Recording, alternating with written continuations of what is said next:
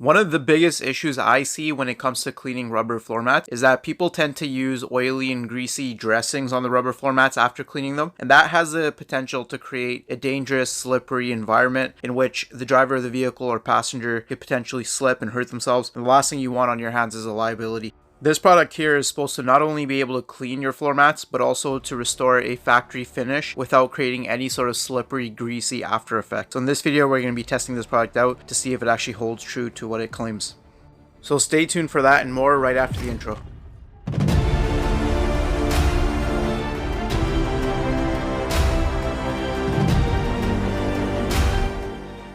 You can get this stuff on Amazon for $10 plus tax for a 16-ounce bottle.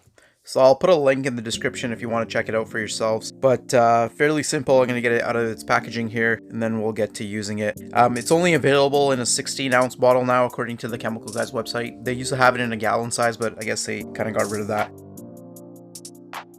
So first step is to just shake up the bottle, and you want to do this with any chemical because it does have an additive in there that's supposed to help condition the floor mats. And then when you get to cleaning your floor mats, give them a good spray down to just loosen up and get rid of any loose debris. And then be generous with this stuff, spray quite a bit of it on there, and then agitate it with a brush of your choice. I would adjust my choice of brush based on how dirty the floor mat is to begin with. Here I'm just using a soft wheel brush because I don't really need one that's too aggressive. My mat wasn't really that dirty. So once it's agitated, just spray it off, and then just simply let the mats dry, and that's pretty much all there is to using this product.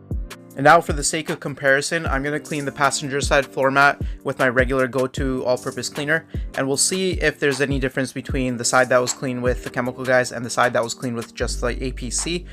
I want you guys to comment below and let me know when they're side by side if you see any difference.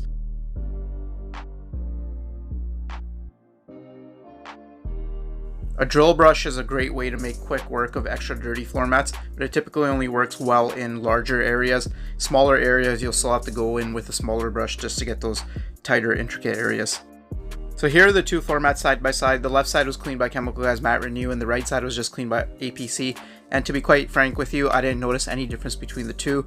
I know there's something in this product that is adding some sort of protective material because when you let the bottle sit for a while, it does settle on the bottom, as you can see here, but I did not see too much of a difference. Some folks online mentioned that you can get better results by not rinsing off this product, but instead using a clean microfiber towel just to mop up the excess, and thereby leaving more of the protective material on your mat. But when I did this method, I didn't really notice too much of a difference between this method and the traditional method it mentions on the bottle. But as soon as I lift the tape up, you guys let me know if you see any sort of factory finish or darkening or anything. I think it just looks cleaner.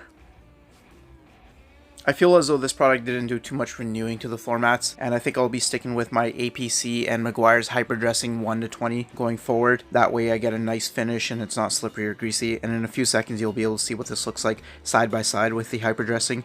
But with that all being said, I appreciate each and every one of you that will come and watch my videos.